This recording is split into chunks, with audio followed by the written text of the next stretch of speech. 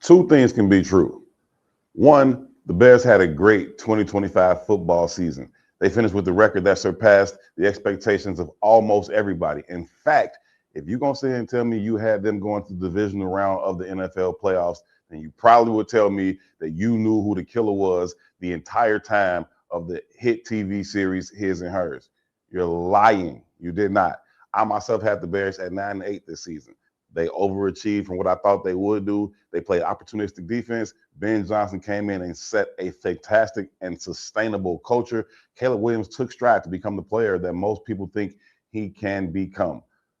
It is also true that they fell short on Sunday night. They had an opportunity to advance even further and get to the conference championship game. They should have done so. The Bears defense played the very best game of their NFL season, if you ask me. I know they had games where they had 4 turnovers and takeaways from different teams, but considering the opponent they were going against and the stakes at hand, to hold Matthew Stafford and that high-powered offense to 17 points throughout regulation was an absolutely phenomenal performance for the defense, and it should have resulted in the Bears moving on to face the Seattle Seahawks for the conference championship game. One problem. Coach Johnson and Caleb Williams picked the very wrong time to have their worst game of the season. Foregoing field goal attempt after field goal attempt, not deciding to utilize Cairo Santos or Torrey Taylor for that matter, was a costly decision that Ben Johnson made time and time and again. I know it's who he's been. You live by it, you die by it, not tripping. But it was a bad time for him to do it. Caleb Williams, 3 interceptions, not all of them consequential. Some people would say not all of them his fault, but they did take place. He did not play his best game. Another miraculous play that got them to overtime, but it should not have come down to that, and the magic finally ran out. The Bears' 2025 season is over. They look to the offseason to figure out what holes they need to fill. How much roster turnover will there be? 24 free agents on this roster. It will look a lot different come 2026. Congratulations to the Bears on their 2025 season. Very disappointing ending.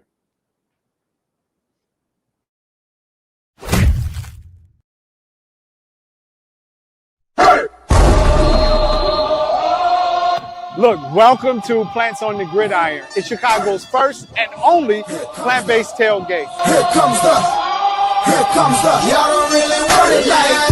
Yeah. Here comes the, here comes the, y'all don't really want it like that.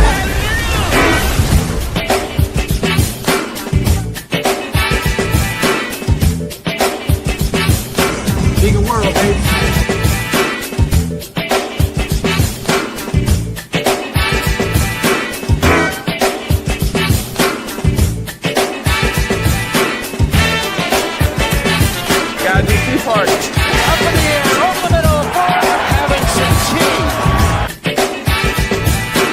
And here's what we love. It is Chicago's most unique event. We combine health, we combine sports, love of football, and you gotta bear down. Chicago Bears, baby.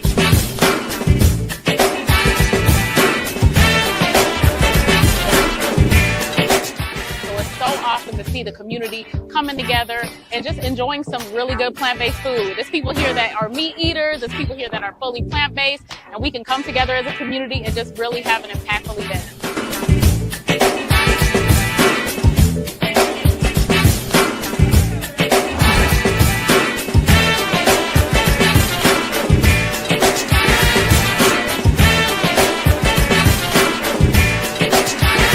Because we are Chicago homegrown. Come late, the food gonna be gone. Oh, come late.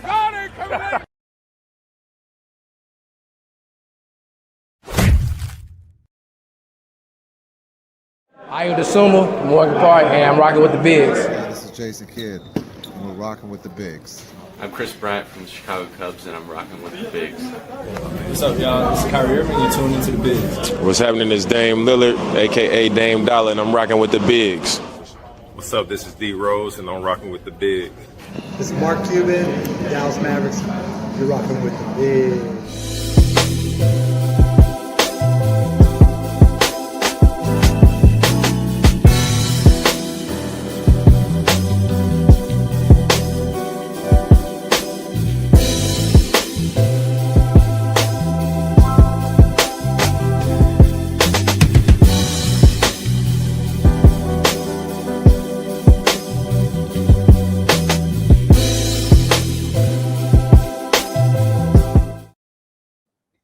What's good? Welcome back inside the big studios. My name is Herb Howard. This is the Herb Howard Show. Thank y'all so very much for choosing to tune in. Please, while you're here, you hanging out, hit the like button. Make sure you subscribe to the page. Also set the alert so you get reminders every single time that the page goes live or drops new content. But it's about time. I feel like it's been a while, man. My brother is back on the Sawbuck, chopping it up with me, man. We had some few guests come through. He graciously stepped aside. Plus, he was out of town handling business on the Bulls beat, chopping it up with Kevin Durant and whoever else. Gino, bike like you never left. What's good, my brother? Word, brother. I don't think it. Hold on. Turn him up. It's been a minute, man. I forgot to turn my mic on. I'm a little rusty, but hey, man, players mess up too. But I'm bike. Appreciate y'all, man. Appreciate you having me on. And hey, man, you live by the gun, you die by the gun, my brother. That is a fact. We're going to take a look back at what the season was and maybe a peek ahead to what 26 could be. But let's start on Sunday night. The Bears welcomed the Los Angeles Rams to the frigid lakefront on Sunday night. Division round playoff game. Matthew Stafford, Devontae Adams, Puka Nacua, and those boys showed up to the lakefront. The Bears came out ready to play. Didn't go their way. Ultimately lost in overtime, 20-17. What did you think about that particular game? Oh, man. The Bears obviously had the home field advantage, specifically with the weather. I felt like the Roma Dunze drop on the first drive. Critical. Kind of set the tone, and it started to kill the momentum, but also a former NFL quarterback that made it to 5 NFC championships that I'll let remain nameless. You guys figure it out yourselves. Okay. He told me that Dante Bills champions. Dante Bills champions, man. You know, we are MC or whatever other hashtag you want to use. But he told me people make such a big deal out of getting six. And he's like, yeah, that's cool during the regular season. But in the playoffs, you got to take them points. You take those points when they're available. And I felt like as Ben Johnson, as we continue to not convert those fourth downs and not get the 3 points, it continued to kill the momentum. And I feel like that's where the Bears lost the game. But obviously, at the end, you can just look at one stat, and that's 3 turnovers to 0. Caleb Williams. I'm not going to get into the DJ Moore part about whose fault it was and if DJ should have ran the flat route or if Caleb just, because obviously the safety was reading Caleb from the jump. So I'm not going to get into that, but I do know that 3 interceptions, Matt Stafford, no interceptions. That's the tale of the game. That was the difference in the game, man. I honestly think that the defense played their best game of the year.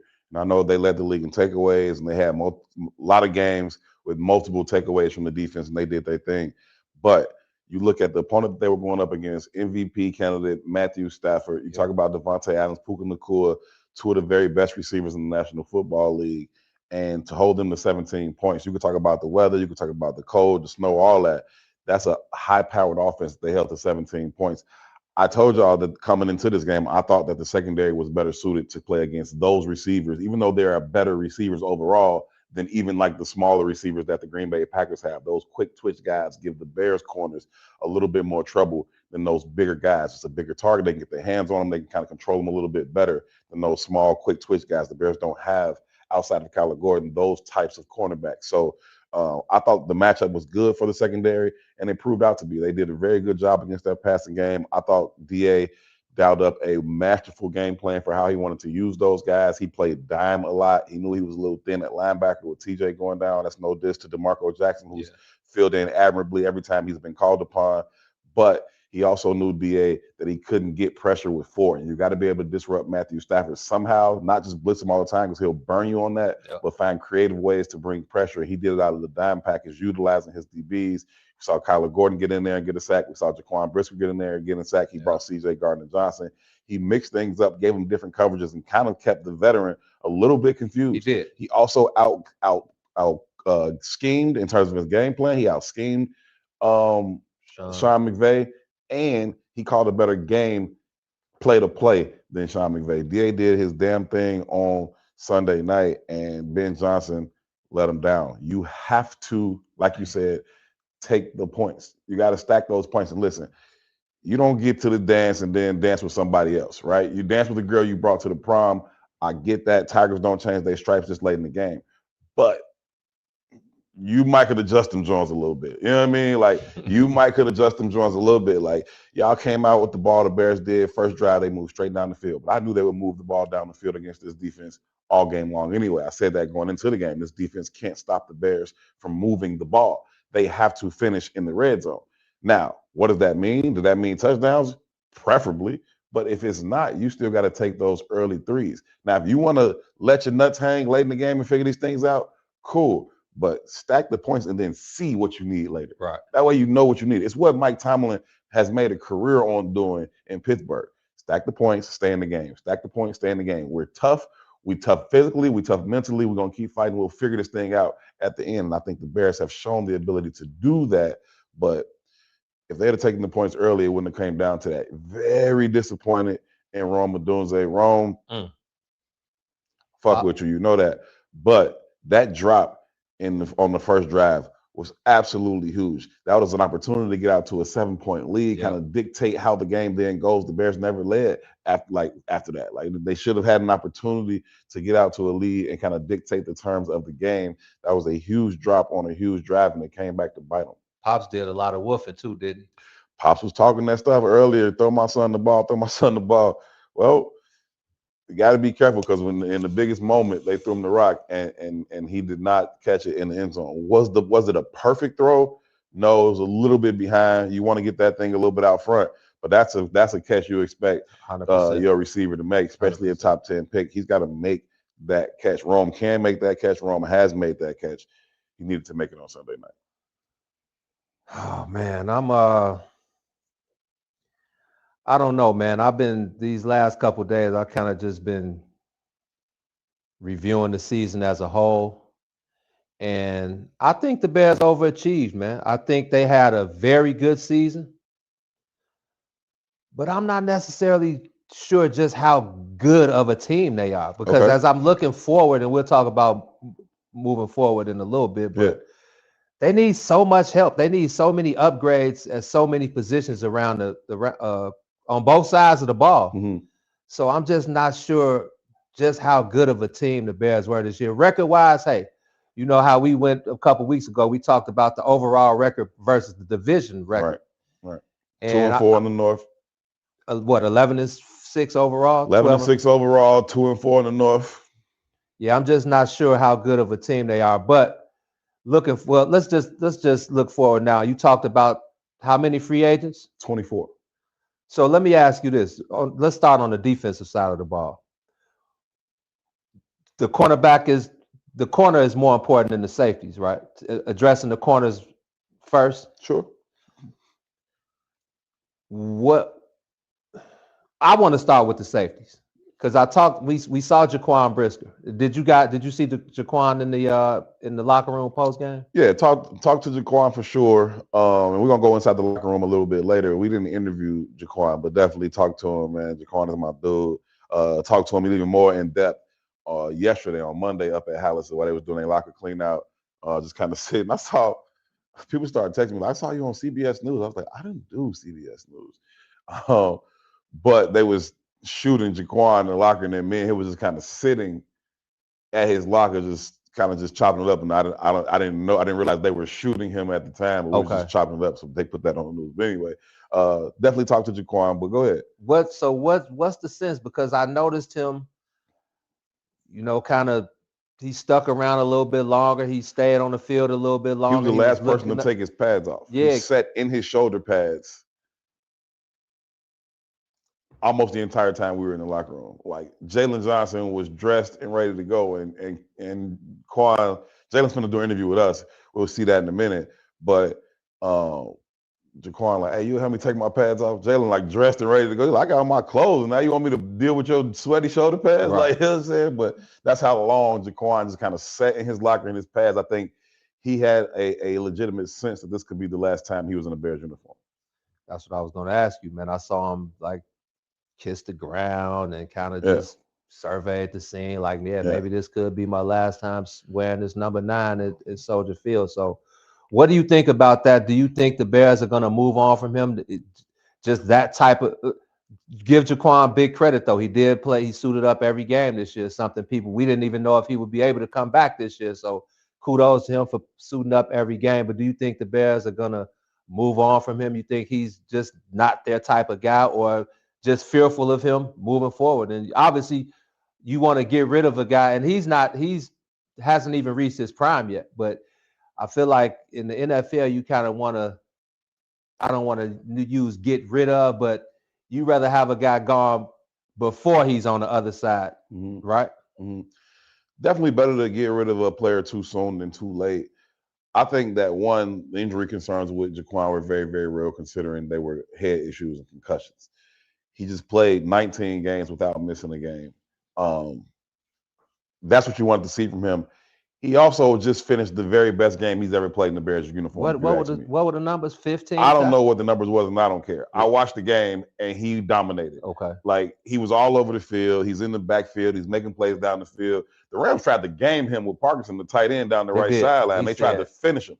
We talked about that yesterday in locker room. He was like, I was pissed. Like, they tried to cover me, Joe. I was like, yeah, they tried to do you in, G, for sure.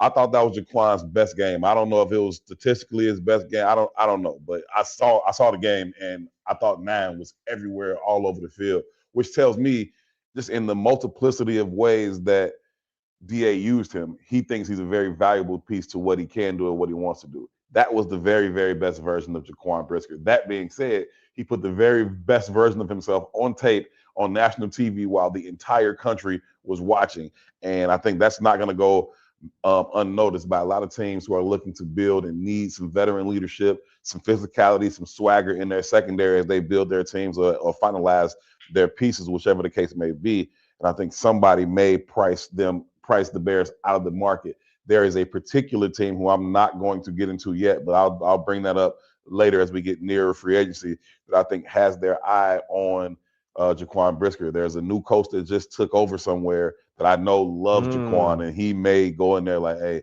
bring 9 over here with me. Would I like to see Jaquan Brisker back? Yes. Do I think the Bears could potentially upgrade the position? Perhaps, but it would have to be a very high level in terms of upgrading, because I do think Jaquan Brisker is a very good player. You want to start the back end, so we'll stay there. Kevin Byard is also a free agent. First team All-Pro, 31 years old. People thought he was too old coming into this season. He goes out there, leads the league in interceptions, first team All-Pro, best free safety season in the league.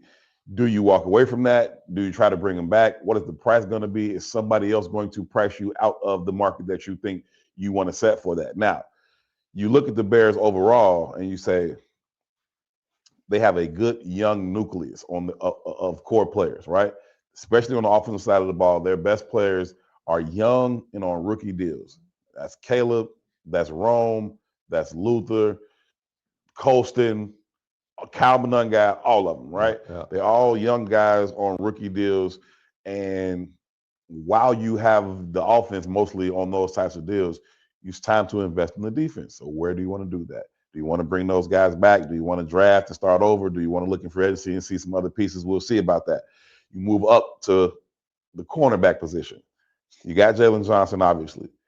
Nahshon Wright just introduced himself to the world this season. He's going to get paid somewhere. Yeah. Somewhere. Is that going to be here? If I were a betting man, I would say no. Not because I don't like Nahshon Wright, but because the Bears have made investments in that position that they don't feel like they have to pay Nahshon Wright. So somebody's gonna offer him a contract, and the Bears gonna say, well, that's good for you, brother. Go cash out. We straight on that. They still have Tyreek Stevenson under contract. The Bears still have Terrell Smith, who missed this season due to an ACL. The Bears feel very, very good about Terrell Smith. And they also drafted Zay, who didn't play at all this year. It wasn't even around the team for much of the year in terms of being out publicly. He missed his whole season due to personal issues. I still don't know what those were. Finally saw him in the locker room a couple times this past week after the game and yesterday, but the Bears feel good about the corners that they have, even if they let Nahshon Wright go. They can also draft. They can also tap into the free agency. So I think that Deshaun Wright is probably going to be gone. They've paid Kyler, they've paid Jalen. They'll figure out the other corner spot is what my assumption would be. Linebacker, they got to figure that thing out. They got a couple guys, but do they want to get younger? Do they want to do something else? We'll see. Their biggest issue is the defensive line. There we go. That's the biggest issue. Like, they have to get better on the defensive line. They have to be able to create consistent pressure up front. Do I like Montez Sweat? Absolutely. Do I like Javon Dexter? Absolutely. Big Bill, no doubt about it. I think Austin Booker is an ascending player. I think that's going to turn out to be a wonderful draft pick by Ryan Poles, who went up and drafted him probably a year early in his development, but he had to have he was able to have like a red shirt season in the NFL while he kind of developed his strength. And we start to see that come into form this year. I think he'll only continue to get better provided he's able to stay healthy. But like those guys or not, you got to bring in more talent to those positions. Now, do you hit free agency? Are we talking Max Crosby? Oh, are we? Because I don't know. I think the Bears are going to pick like 25th or something like that. Okay. I don't know that you're going to find this game-changing, can't-miss prospect for the defensive line at that point. You know what I mean? Yeah. So if you're talking about trying to move up in the draft, it's going to cost you draft capital. If you talk about trying to go get Max Crosby, it's going to cost you draft capital, but it's also going to cost you a bag. So I don't know how they're going to choose to go about it. We talk to Ryan Poles tomorrow. I'm sure he won't get too much into that.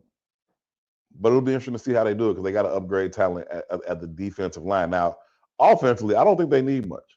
I really don't. I think they're pretty set. They can figure out what they want to do at left tackle. If Alex Trapillo obviously has the injury, don't even know when he's going to be ready to come back and go for you.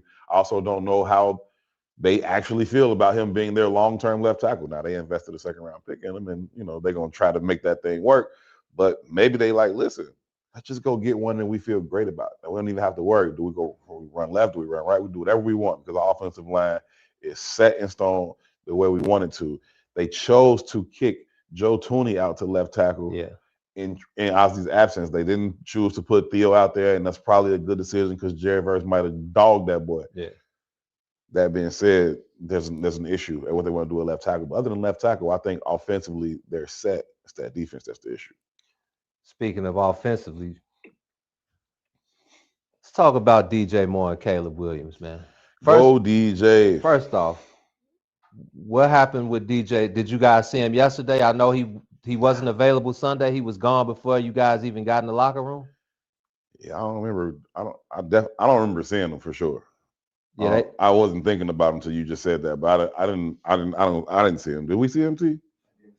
No, I didn't see him. Yeah, they've been making a big bit about him not being made available to the press. He was gone before any of you guys were able to get in there. Yesterday he wasn't around either. There was a request made to talk to him yesterday. It didn't happen. Yeah. The elephant in the room, man, their relationship. We know how much of a Justin guy DJ was. We know about what might have been said, what might not have been said when the Bears drafted Caleb Williams, but obviously they've built a decent relationship over the past 2 years. We saw what the DJ Caleb combination could look like when they're smoking on all cylinders. Sure. But what do you think? Okay, let's get to that last play, that last interception. From my eyes, obviously you know more about the schemes, you know more about the routes, all of that stuff than I do. But from what I saw on that last route, and from watching from Caleb's perspective and watching him talk about it, I feel like what he was basically saying was, hey, man, I was expecting DJ to run a different route and to be there for me. A lot of people are saying DJ gave up on the play. From my perspective, they've shown the play from a bunch of different angles. The safety was reading Caleb from the jump. Caleb never looked him off. He had that play planned from the beginning. So I want to know your thoughts. Do you think DJ gave up on the play? Do you think – I'm not into the blame game because at the end of the day, it was an interception that led to the game-winning field goal. But I want to know your thoughts on that last throw. The talk about DJ giving up on the play is really pissing me off. Okay. And if I had to guess, I would imagine that's why we didn't talk to DJ yesterday, because it's disrespectful. Okay. Right? You're talking about a guy who just walked off 2 historic victories for you. What have you done for me lately? He walked off 2 historic victories for you over the Packers. And then you say he gave up on the last play of the game. That don't even make sense, bro. Okay. That don't even make sense, right? It's not who DJ is. It's not who DJ has been. He comes back. He's tough. He gets injured. He comes back in the game over and over and over again. So, no, I think they miscommunicated. DJ ran the route as it was designed, and Caleb was hoping that he would see what he saw and kind of break it off and run it flatter. Whatever, right? Or run it deeper, like whatever. They miscommunicated. Cool. It was a bad decision by Caleb. He shouldn't have made the throw. The Bears needed 15 yards to get in Cairo's range. Yeah. It was second down, bro. Like, you had Durham, you could have checked this thing down. You had some other options. Forcing that ball down the field wasn't necessary in that situation. It just wasn't necessary. Try to throw the cape on. I think so. Just doing a little bit too much is just not necessarily being completely aware of the situation and what was called for at the time. Yeah. You know what I mean? Like, you think about like Tom Brady. How many times can you think of Tom Brady like throwing some super deep ball to like save the? It's not really how he did all these game-ending drives. He dink and dunk and put this thing together. You get the you like, it's just not really how he went about it. You know, most of the time. And so, I think a methodical approach to get that 15 yards would have been better. You know what I'm saying? The situation. So, you know, people can dissect that play as much as they want. The Bears had ample opportunity to win that football game.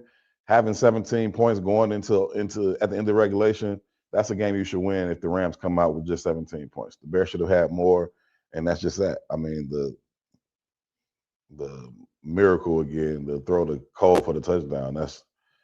That was the cap, man. That was the end of the luck. It's like no more. Ran out there. Yeah, no ran more. And then they didn't need luck after that. That was the luck. They didn't need any more luck. They just need to go down there and score. It was good. But then you passed the ball back. That was sick too. You passed the ball back to the guy that's going to win MVP this season. Yeah. And when you've heard Matt Stafford say over and over again, there's no better feeling than going somewhere else and putting them people on my back and sending them home, man. So when he needed to make the play that an MVP quarterback, Sean McVay was not worried a bit. He knew that if they had the ball last and they needed to score to win, I got the guys. Devontae Adams made the Cole Kmet catch, outstanding. Devontae Adams had the play of the game. That throw, that catch, that was the play of the game. That's precision. That's accuracy. That's somebody that has total belief in what he can do. And Devontae is an absolute idiot, Joe. Like, that catch was insane. Like, but it's not unfamiliar. We've seen Tay make that play. The toe drag swag was insane. I'm just reminded of Antonio Brown. You know I'm Tony Toe Tap. Come on now. Tony Toe Tap. You know I'm Tony Toe Tap. Like, I saw the play live and I'm like, no way. I'm telling T, like, there's no way he caught that ball. Like, even knowing who he is, I'm like, there's no way. I watched the replay like 3 times. I'm like, no, that defies physics. He got his right down, and there's no way his left was still on the ground. Oh yeah, well, the man just let his leg die and he popped right up and sick. Question: Tay is a fool. Did the Bears overachieve this season? I don't know what that means, to be honest with you. I think they achieved what they achieved. Did they surpass my expectations? Yeah. But if you look at where their season ended as opposed to where I think it should have ended, I could argue they underachieved. They should have won. They should be playing next week in Seattle. Do I think they could have went to Seattle and beat them?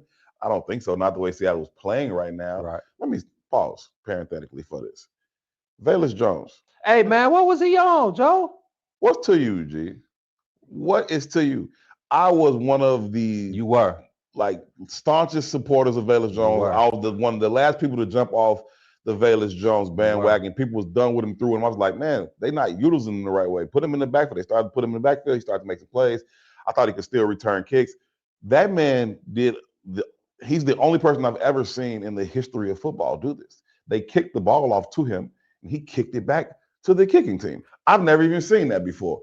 But why would you put out a laughing emoji after the Bears lost? I get it. The Bears gave up on you as an organization, but you're supposed to be cool with a lot of these guys. These supposed to be your homies, and they lose like that. You laugh? Like, now he plays for the Seahawks. Does he? He plays for the Seahawks. Does he play or is he on the roster? So Charbonnet, shout out to Charbonnet, the running back. He went out. He's done. I think he did his ACL or something. He Really? did something. Yeah, he did his ACL. And he's done. Valus Jones was the third running back. He actually got some snaps against the 49ers in that game. Yeah, once they started putting them in the ground, I turned it off. So yeah, Valus Jones played for them. He would have had the opportunity to play against the Bears, but that I didn't like that because you're supposed to be cool with these guys and you feel however you want to feel about Ryan Poles. But even Ryan Poles and them giving up on you was your fault. Ryan Poles spent the third-round draft pick on you and gave you ample opportunity to prove that you were worthy of it. Bro, you kicked the kickoff back to the kicking team. Knock it off, Joe. Fulioski. But anyway, hey, the Bears should have been out there playing. What do you think about Ben Johnson's decision to not go for 2? Very, very interesting because I said in the moment, I think he's gonna go for 2. Now I just thought that's just who he was. I'm like he's gonna go for 2. Now I think the game situation. Yeah, his nuts got tight. Interesting how that happens, right? All game long, you down there, you're like, we're gonna go for it, we're gonna get in this one play. They can't stop me on one play, and they stopped you on one play, fourth down after fourth down. So now with the game on the line, you're like, I was to take the field goal. Yeah. Oh, now you want to just take the field goal. You want to shoot people in the pinky toe. Okay. I didn't hate the decision. I thought he was going to do something else. In the moment, I'm telling T, I'm like, he's going to go for 2. He did not. But it didn't cost them the game. They should have won. They had the ball. The defense stopped the Rams. The Bears won the coin toss. Obviously, you chose to go second. Yeah. That's what you're supposed to do. They stop the Rams. They get the ball back. Go win the damn game. It's over with. Go win the game. Not enough Monunga and Swift in that OT. Not enough Kyle Monunga and DeAndre Swift the last 4 or 5 weeks. The running game has taken a hit, and I don't know what it is. I don't know if it's a lack of play calls. I don't know if I don't know what it is, to be honest with you. But it's taken a hit the last 4 or 5 weeks. We haven't seen the running game be as prolific, as dynamic as it had been. Certainly would like to see them lean on that a little bit more in this game and take advantage of that, especially Kyle Monunga was stopped. He's their short yardage guy. He runs hard. We know that. He breaks tackles, but they couldn't find the holes. They couldn't find the lanes. I think 6 times from 3rd and 2 or 4th and 2 and less, they were stuffed. So I don't know, man. The running game just didn't get going like they wanted to, but they should have been able to scheme up some ways to get those They just needed 15 more yards. Just 15 more yards, and they would be going to the conference championship game. Last thing. Caleb's improvement and progress moving forward. I know he was last in the league in completion percentage. Yeah. He had the most drop passes, as we saw so many drop passes that game. Loveland. It was coasting too. Yeah, it wasn't just wrong. It was wrong, but it was coasting too. Yeah, a lot of drop passes. I think they led the league in drop passes.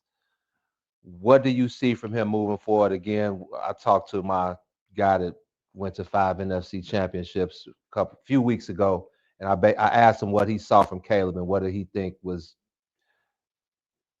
the biggest thing in Caleb's progression. And he said, I just don't think he goes through his reads as well as he needs to. He is still a young quarterback, so some guys grow quicker than others. But where do you see his progression moving forward? He had a pretty good season. He definitely led the Bears to 6 to 7 comeback wins. But I don't think that type of winning is sustainable if you're trying to elevate to the next level. So where do you see where he needs to progress the most, the quickest? Yeah, I think he just needs to continue to develop as a quarterback. I think you talk about a second-year guy, first year in Ben Johnson's system. He needs to just continue to develop in terms of feeling more comfortable, understanding exactly what Ben Johnson is calling, but why he's calling it, and then let that dictate to him, where do my eyes go? Where do my feet go? How do I take the layups as opposed to always just looking for the home run? We know he can do the special. I don't know that he can consistently yet do the simple. And I was telling this to my brother in our Bears group chat on the season where he was like, man, Caleb is elite. We got an elite quarterback. I was like, Caleb has elite traits. Yeah. Caleb is not an elite quarterback he's not. yet. Yeah. Do I think he can get there?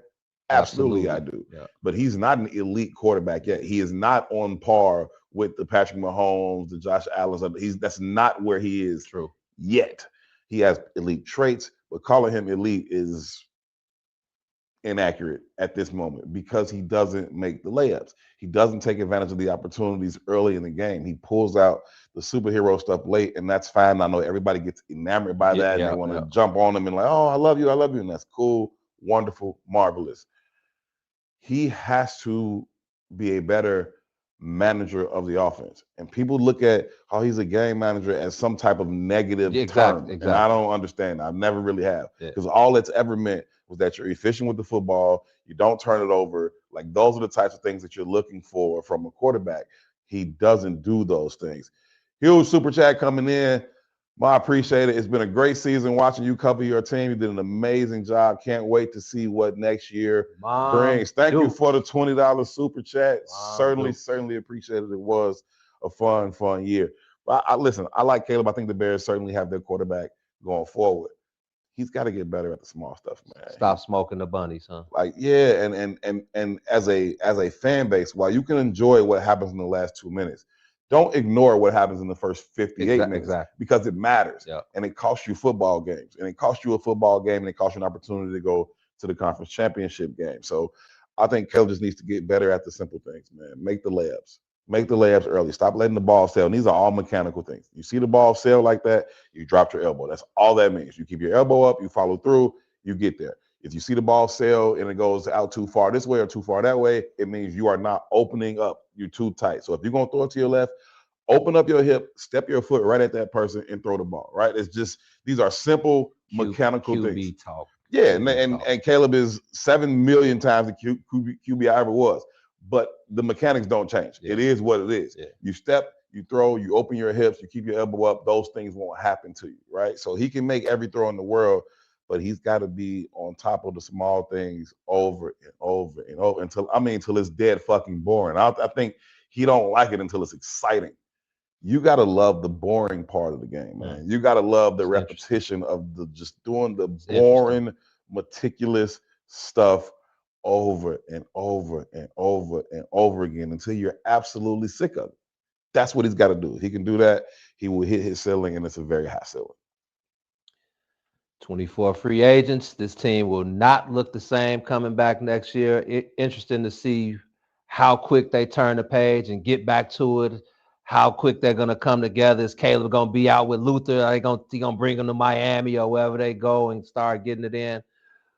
I'm interested to see, man, but definitely a good season by the squad. Had the city rocking. Oh, man. Had the fan base rocking. So, oh, man, they did their thing, man.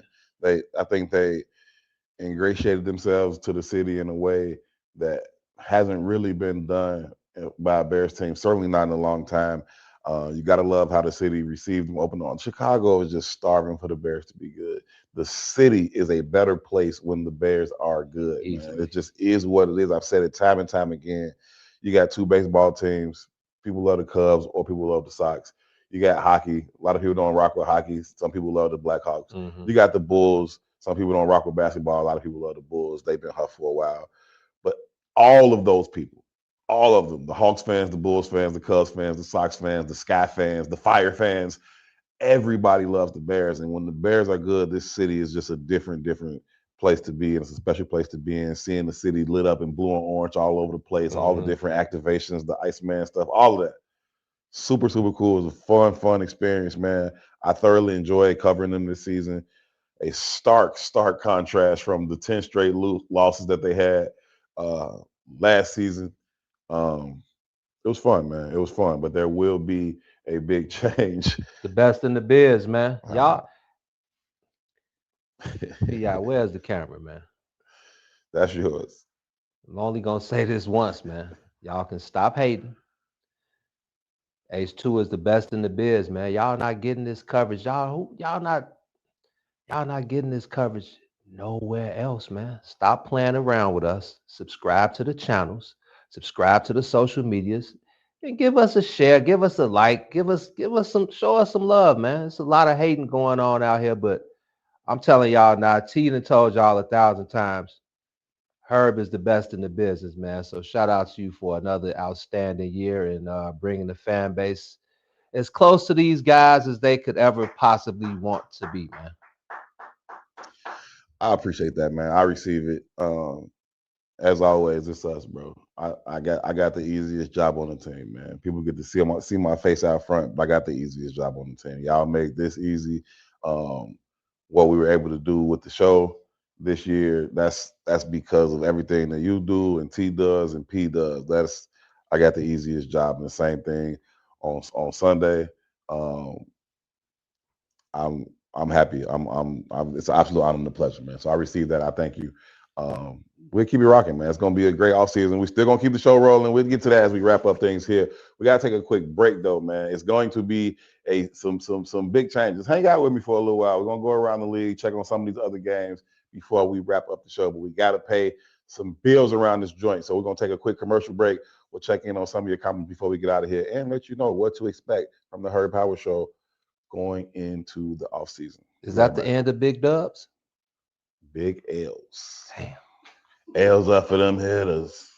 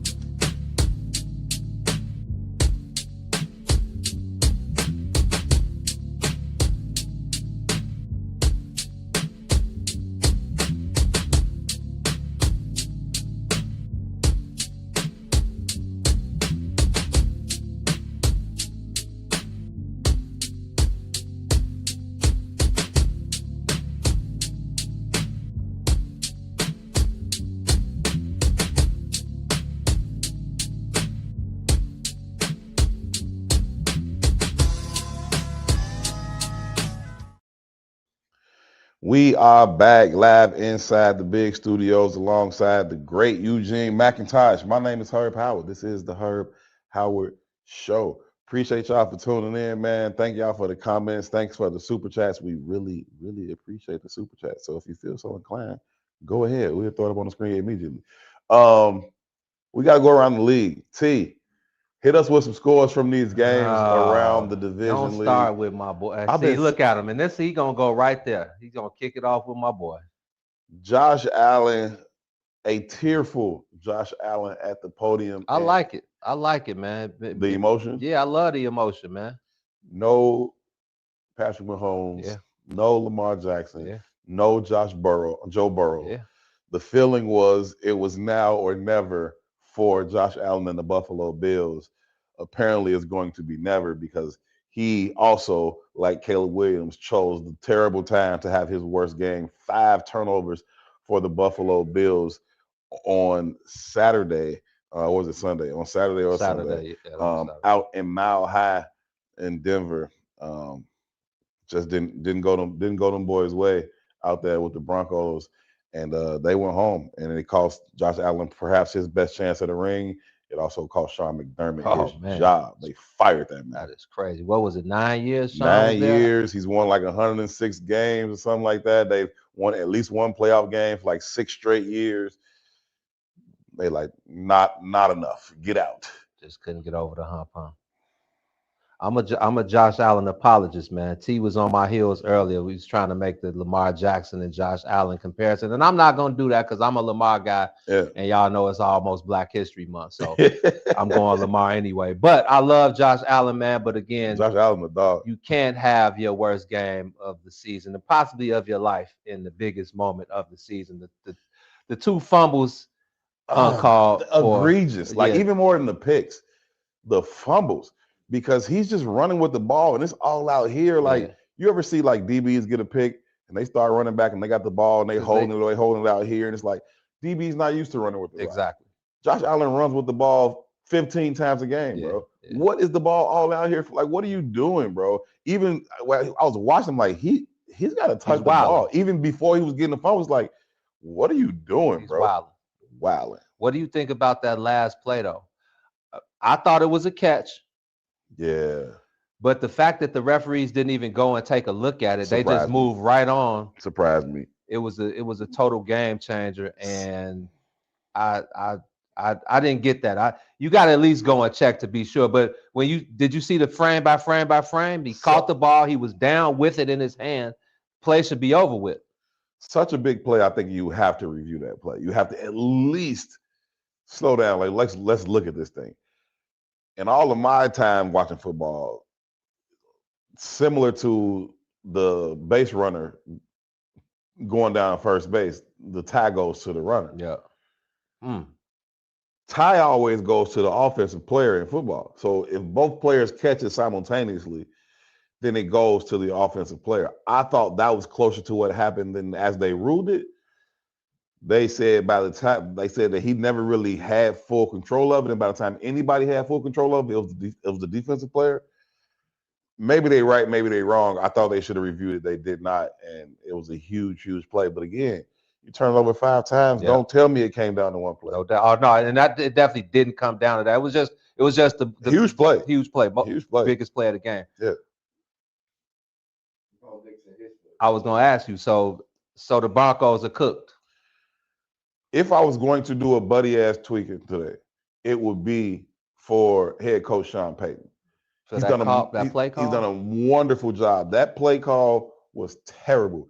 And I swear to God, this is not me talking in hindsight because the boy broke a bone in his ankle. Okay. When they ran the play, I was like, that's stupid. That's just like it was a terrible play. And I know that the Bills had did it earlier and it worked for Josh Allen, and then the Broncos had did it earlier and it worked for them. In that moment, it was a stupid play call that just did not make any sense. It did not work, and it got him hit in a situation where he didn't need to be hit.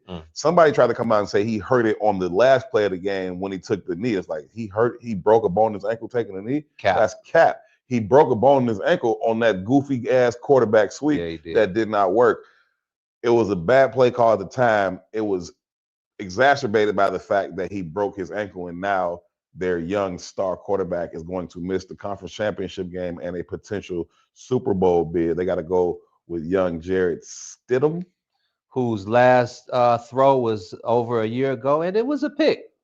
So young Jarrett, man, you got the world watching, man, and the Denver Broncos defense is going to have to play their best game of all time if they plan on advancing to the Super Bowl any given Sunday. We know the saying. And they got a great defense. That'll keep them in the game. We'll see what they can do. And Sean Payton has done a wonderful job with that team, but that was an awful, awful decision. T, hit us. The Houston Texans. With CJ Point shaving, man, these last 2 games, man. CJ, was you shaving, bro? Come on, brother. I'm not sure he was shaving, man. Joe. CJ looked like he was shaving, bro. Like, come on, Herb. And did you see the story about the DePaul basketball team? With CJ shaving, man. With shaving points. Come on, man. Here's the thing about that. And they talk about taking it to federal court with the DePaul basketball team and all that. Leave them boys alone, man. It was free money, G. Give me a little feel. That NIL at DePaul probably wasn't hitting on. You paying DePaul to lose? Nigga, we was going to lose anyway. Your Honor, we are actually Huff. Like, I'm not even faking missing this. I can't make this shot. We're actually Huff. Free money, man. Whoever told the boys they paid them to lose was donated. Don't charge them boys with something that would have happened anyway. But nah, I don't know, man. CJ, for all the talent that he has, and it's immense, he makes awful decisions sometimes. Just push the ball in harm's way repeatedly. And it's like, bro, you cost them games. That defense, that's the best defense in the league. I mean, obviously they were statistically throughout the season, but just you look at how they play. You look at how D'Amico Ryans has set up that defense from the front end to the back end. Absolute dogs all over the field. Daniil Hunter, Will Anderson, Derek Stingley, like they got goons, Petrie. They got dogs all over the field, man. All you got to do is not give the game away as a starting quarterback. Be a game manager, my boy. He couldn't do it. I think he was shaving, Joe. I think he was shaving.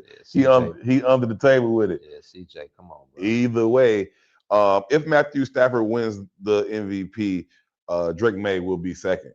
because that young man has announced himself to the league in a very serious way, and he's got the Patriots back in the AFC Conference Championship game. Patriots win 28-16. There will be a battle for the rights to the Lamar Hunt Trophy. To win the Patriots, man. To win the AFC. They bite, huh? They bite, man. They bite. Okay. Bring it back to the NFC. The Seahawks got the #1 seed, and they showed why. They dog walked the San Francisco 49ers, man. Huge shout out to Coach Kyle Shanahan and the 49ers for what they were able to do. They withstood injury after injury after injury on that team all season long. They lost their all-world linebacker, Warner. They lost Bosa for some time. They lost Trent Williams for some time. Brock Purdy missed like 8-9 games. They lost George Kittle. It's just over and over and over. All the best players outside of Christian McCaffrey. All of their best players were banged up, and they continue to stack wins. So you give them a ton of credit for that. But eventually, enough is enough. That Seahawks thing looks like a machine right now. What's going on over there, man? Man, they can run the ball, they can throw the ball, and that defense is absolutely bananas. I said the Texans are the best defense in the league, and I think that. But that Seahawks thing, that's a freaking machine. I don't know who's going to beat them. I definitely don't think the Rams are going to beat them. And shout out to Sam Darnold, man. That guy wasn't even sure if he'd be able to throw the ball coming into the game. Yeah. So everything was on the line, man. Seahawks came up big. I think it'll be interesting. The Rams did they split this year? Or did the Rams? I think so. Yeah, I think they split this year. I can't remember, but I think so. It'll be a good game. Listen, it won't be the harsh elements that they played in on Sunday at Soldier Field. It's a familiar opponent. It will be a good game, but I just think ultimately they're just too much between what they can do in the running game, and they're going to miss Charbonnet, and especially if they got to give the ball to Velus Jones. That could be an issue as well because you shady, bro. But I still think the Seahawks find a way to get it done. They certainly got it done against the San Francisco 49ers, man. Seahawks, Patriots in the Super Bowl? I think Seahawks, Patriots in the Super Bowl. Repeat. We've seen that before. We've seen Seahawks and Patriots before. Word to Pete Carroll, not giving it to Beast Mode on the line, on the goal line. It is what it is, man. But yeah, I think that those are going to be the last two teams standing, and I think that we'll see. I'll tell y'all what I think about that. Yeah, we'll get to that. We got more Herb Howard shows coming. We got more Herb Howard shows coming. We'll be back here Friday. We're going to talk to Ryan Poles and Ben Johnson tomorrow. Stay tuned with my Twitter. If you're not following me on Twitter, it is at Herb Howard 411. We might, give some immediate reaction to what they say on Wednesday. But we'll be back here on Friday to kind of recap what they said about those things. And then going forward, we'll do the Herb Howard show throughout the offseason once a week. We won't need to do it twice a week, but once a week we'll do it on Fridays at 10 a.m., kind of recap what the week has been for the Bears. It's going to be a busy offseason.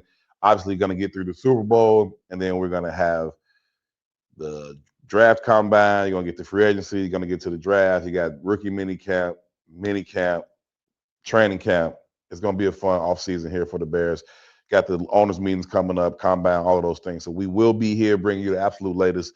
Continue to have great guests here. My brother Gene will be here. P&T will be holding it down like they always do. We do it on Fridays, 10 a.m. Central Standard Time. Thank y'all so much, man. Please make sure y'all like the video, share with at least one person that you think would appreciate it. I know it's a sad end to the season. I still haven't quite come to terms with it just yet. It's sad. The fandom ain't all the way out of you yet, man. You still got a little bit fandom left. is back more than it's ever been for me as a reporter. As a reporter, I thought I had lost all of my fandom. Not all of it. I know I hadn't lost all of it, but it was back. I tell you, I was in the booth, like standing up on my seat. I gotta be cool. Let me sit down. Yeah, he told me you were tight. Let me sit down and be cool. Andy, who covers the Bears for the AP, he sits next. 6'13". He sits next to me in the booth, and he's just one of those condescending people who just like to say shit to bother you. Yeah. And it works on me every week. I'd be like, Andy, shut your ass up. I'm going to throw you out the booth. I'm going to throw you clear out this window somehow and pick your big ass up, throw you right out this window. Stop playing with me, man. But no, it was a good time sitting next to him for the home games this season. But yeah, no, my fandom is bike.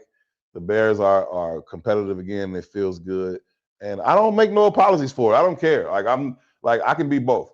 It's not impeding my ability to objectively analyze this team. I'm the only person who actually does. You know what I'm saying? Yeah. If you ask the fan base, I do it too much. Because I hate Caleb. I'm like, nah, you can't complete 50% of your passes. You can't have a 58 passer rating in the divisional playoff game. You can't do this. You can't that's just a fact. But nobody wants to hear that. So no, it doesn't stop me from doing my job objectively. But yeah, I am a Bears fan, and I don't apologize for it. Bear down. We got to go, man. Huge shout out to P for doing his thing. Huge shout out to T for doing his thing. Huge shout out to G for doing his thing. My name Herb. Mostly. Huge shout out to y'all. Be good to each other. Peace.